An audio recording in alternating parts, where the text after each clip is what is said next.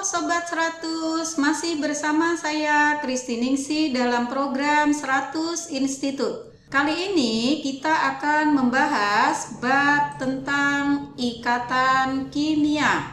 Dengan soalnya kita lihat ya. Senyawa di bawah ini berikatan kovalen, tetapi tidak memenuhi struktur oktet adalah. Jadi diketahui ada beberapa senyawa ikatannya kovalen, tapi dengan pertanyaannya, mana dari senyawa tersebut yang tidak memenuhi aturan oktet? Pastinya langkah pertama yang Sobat 100 ingat adalah definisi dari ikatan kovalen. Kemudian yang kedua harus ingat kembali dengan struktur oktet atau aturan dari oktet. Kita lihat ya penjelasannya apa itu definisi ikatan kovalen. Jadi senyawa kovalen adalah senyawa yang terjadi antara sesama unsur non-logam atau unsur yang menangkap elektron sehingga terjadi pemakaian elektron secara bersama. Itu adalah senyawa kovalen atau ikatan kovalen. Jadi ikatannya terjadi antara dua unsur non-logam. Kalau non-logam itu cirinya menangkap elektron.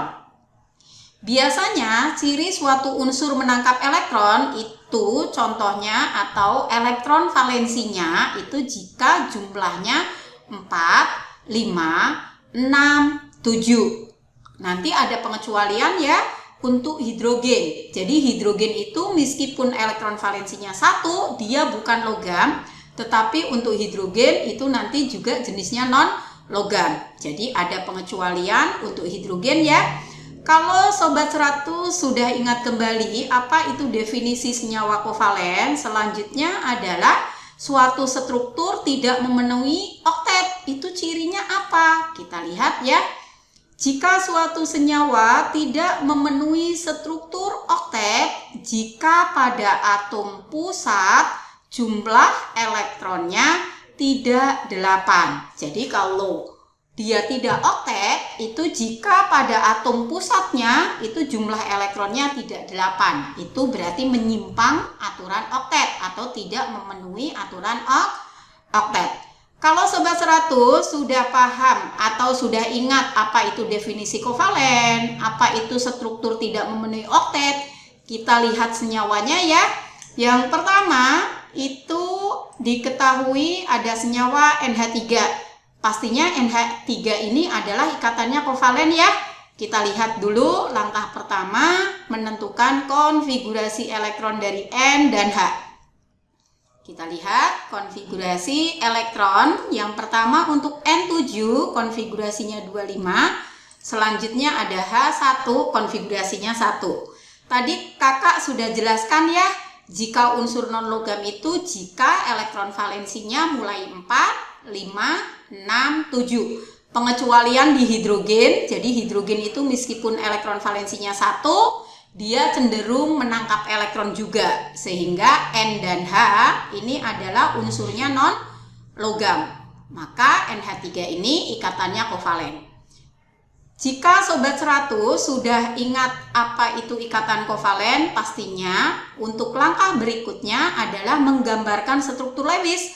Apakah NH3 ini memenuhi struktur oktet atau tidak. Cara penggambarannya di NH3, mana yang sebagai atom pusat? Atom pusat itu jika jumlah atomnya ada 1 di dalam senyawa. Kita lihat NH3, jumlah atom N-nya ada 1. Maka N ini nanti sebagai atom pusat.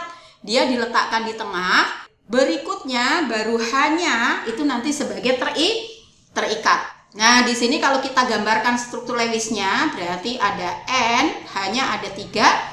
Terus N itu butuh 3 elektron karena elektron valensinya 5 ya. Berarti karena H di sini punya 1, artinya masing-masing H akan memberikan 1 elektron ke N. Jadi mendapatkan 3 elektron dari H, maka N-nya nanti jadinya 8. Terus untuk H Dia satu elektron, tadi dia butuh satu elektron karena di sini berikatan dengan N, artinya N-nya juga akan memberikan satu elektron ke H. Jadi kalau kita lihat, makanya terjadi pemakaian elektron secara bersama. Kita hitung nih jumlah elektron di H, yang di atas berarti ada 2, yang di kanan juga ada 2, yang di bawah juga ada 2, kemudian kita hitung elektron yang di atom pusat, yaitu N-nya.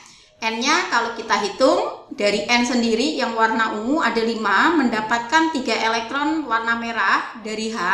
Jadi kalau kita hitung ada 8. Karena di atom pusatnya jumlah elektronnya ada 8, maka struktur atau senyawa NH3 itu memenuhi aturan oktet. Oke ya Sobat 100, kita lihat kembali untuk senyawa yang kedua. Ada Cl2O, konsepnya sama, dibuat dulu konfigurasi elektronnya, yaitu unsur Cl dan O. Cl itu ada 17, 287, kemudian oksigen itu ada 8, 26. Setelah dibuat konfigurasi pastinya tahu elektron valensinya ya.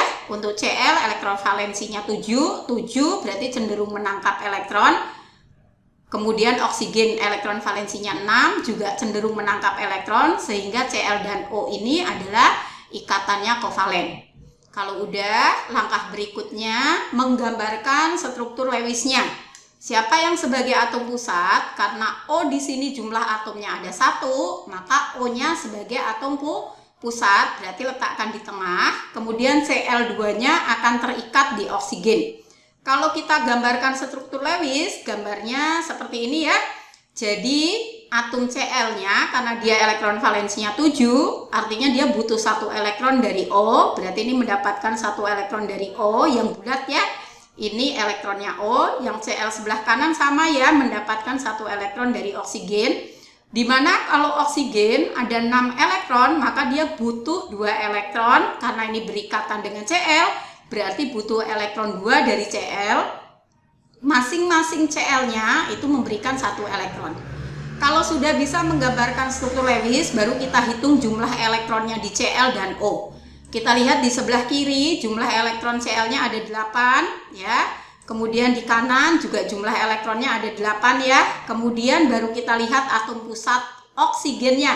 Jumlah elektronnya juga ada 8. Nah, karena jumlah elektron di atom pusat oksigennya ada 8, maka Cl2O juga memenuhi struktur oktet. Oke ya Sobat 100 ya, semakin paham ya di sini. Kita lanjut senyawa yang ketiga, yaitu ada CO2. Konsepnya sama, dibuat dulu konfigurasi elektron dari C dan O. C nomor atom 6, 24, oksigen 8, 26. Konsepnya sama, elektron valensi dari karbon 4 berarti cenderung menangkap elektron, oksigen 6 juga cenderung menangkap elektron. Karena keduanya menangkap elektron sehingga C dan O itu adalah unsur non-logam, maka ikatan CO2 adalah kovalen.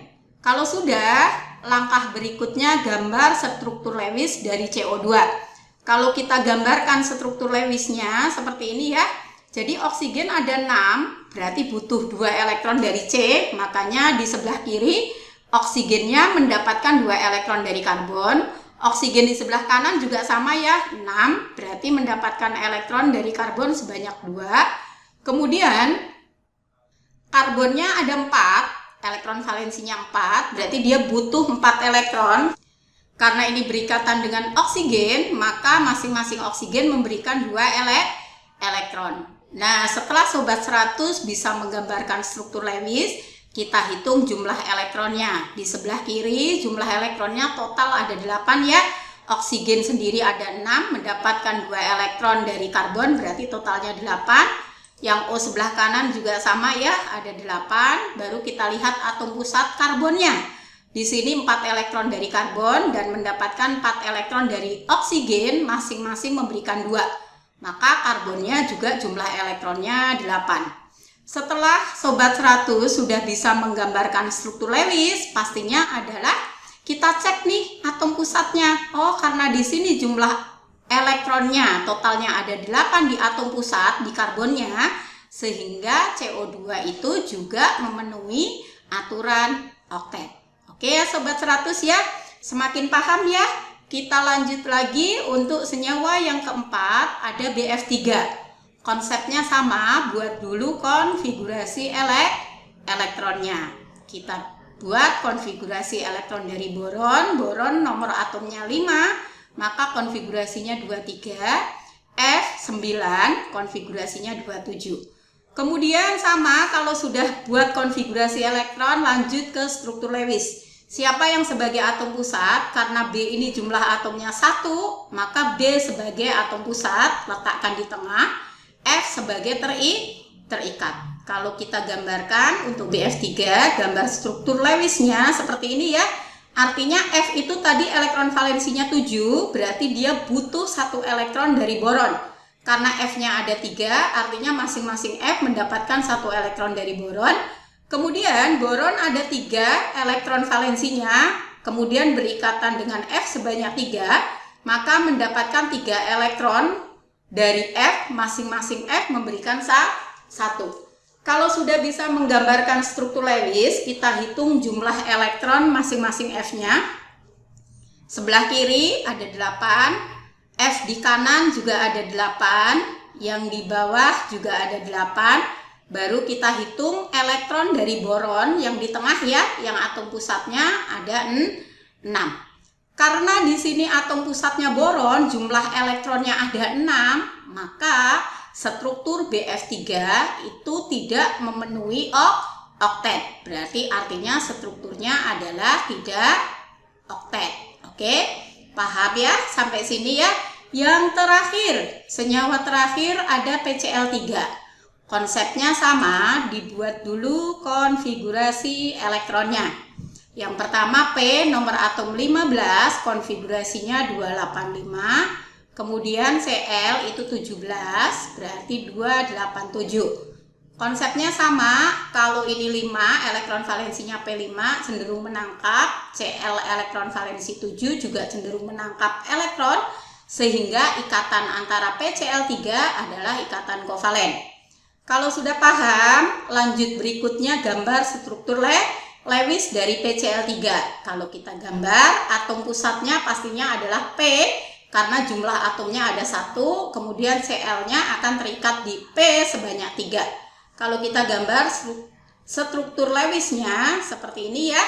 Jadi Cl karena elektron valensinya 7, berarti butuh 1 elektron dari P, berarti masing-masing Cl mendapatkan 1 elektron dari P. Sedangkan P elektron valensinya 5, berarti masing-masing Cl memberikan 1 elektron ke P sebanyak totalnya 3 ya.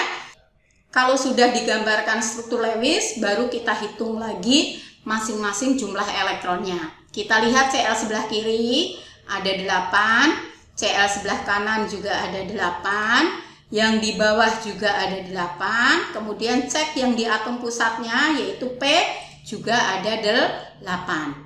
Karena di atom pusat P ya, di sini jumlah elektronnya 8, maka PCl3 juga memenuhi aturan oktet.